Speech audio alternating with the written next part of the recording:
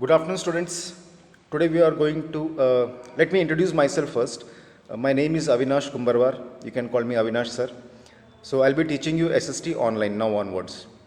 So today we are starting with the first chapter of history, the French Revolution.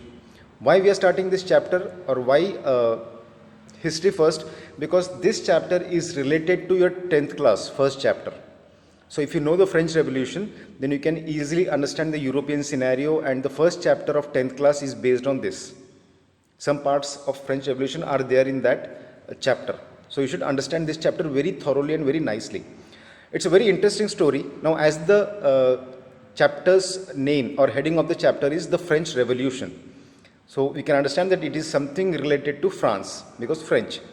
Revolution, now what is revolution? Revolution is a kind of protest towards the what we say contemporary things going on there. The protest, when it goes on a large scale, it is called revolution.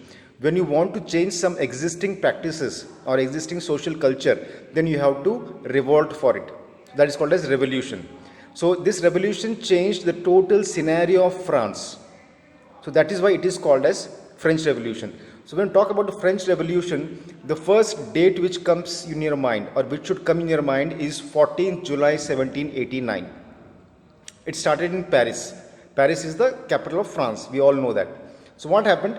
On the morning of 14th July 1789, the city of Paris was in a state of alarm. People were panicked. Why? Because the king has commanded the troops to go in the streets, armed troops. The troops means they're soldiers, the armed soldiers. They were having arms, guns, rifles with them. They went into the streets, and there was a rumor. It was not a fact, it was a rumor that these armed troops will open fire on the citizens of the Paris. Means the people living there, these troops will go out in the streets and they will open fire. They will not see who is there, they will directly fire on them and kill them.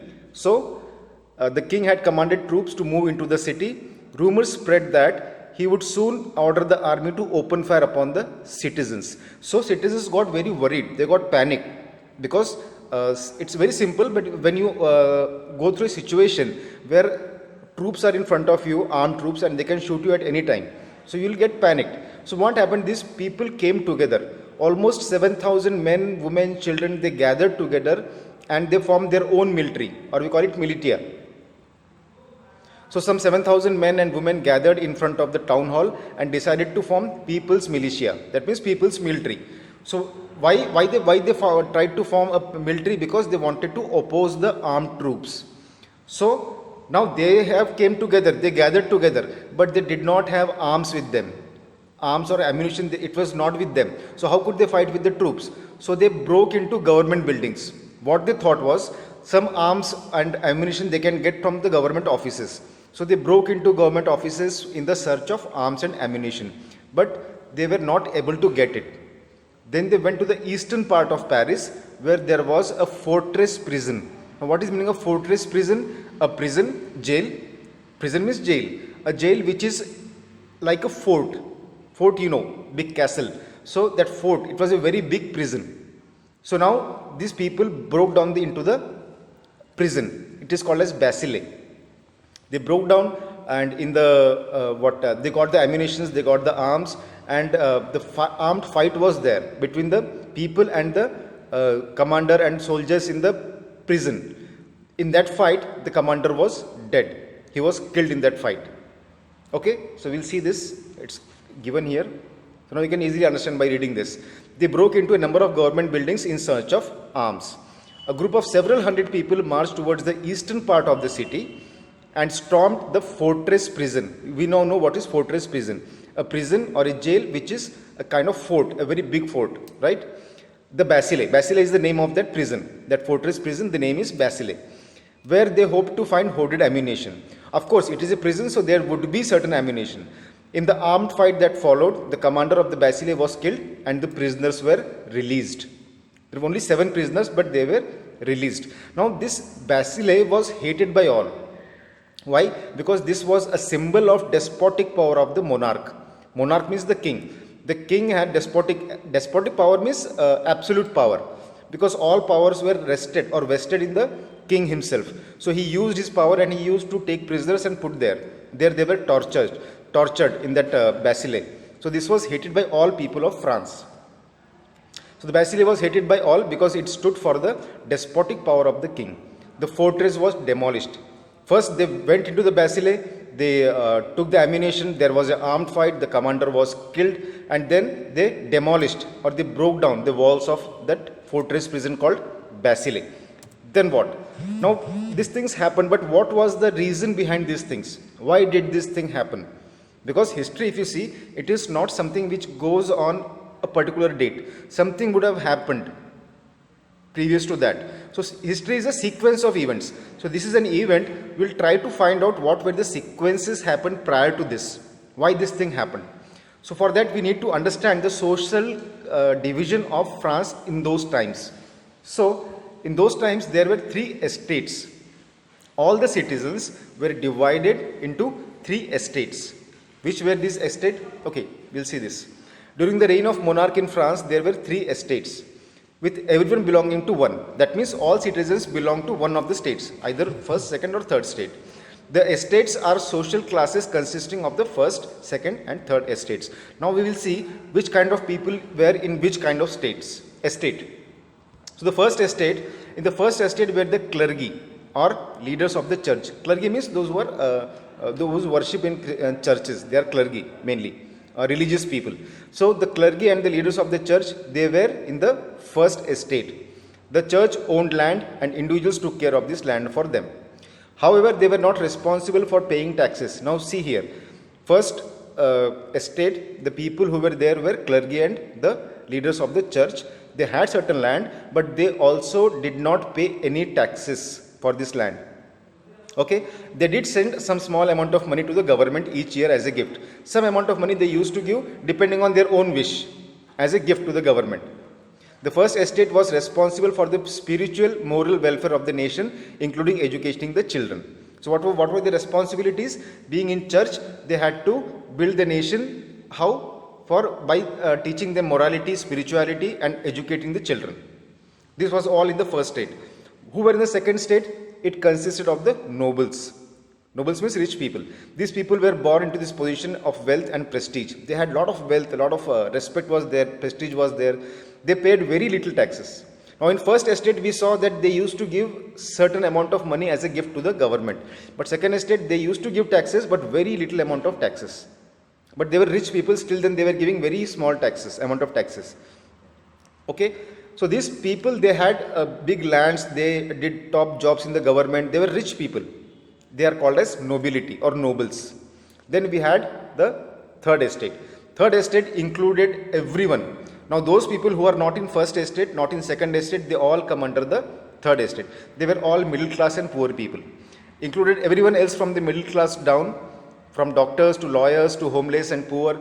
This was largest estate, with roughly 98% of the population included in it. Now try to understand.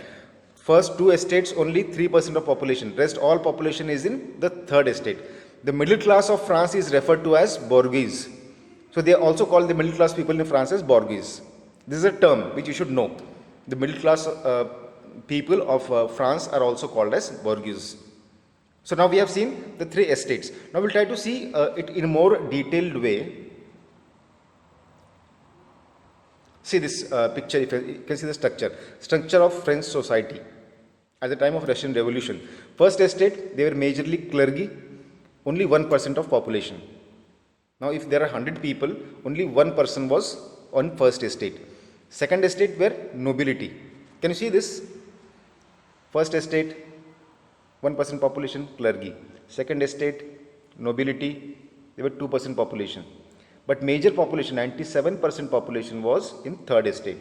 And the estate included bourgeois, that is middle class people, artisans, daily workers and peasants, farmers. So they are all middle class and poor people were in this estate. And they had to pay taxes. We'll see this. The church too extracted its share of taxes called tithes.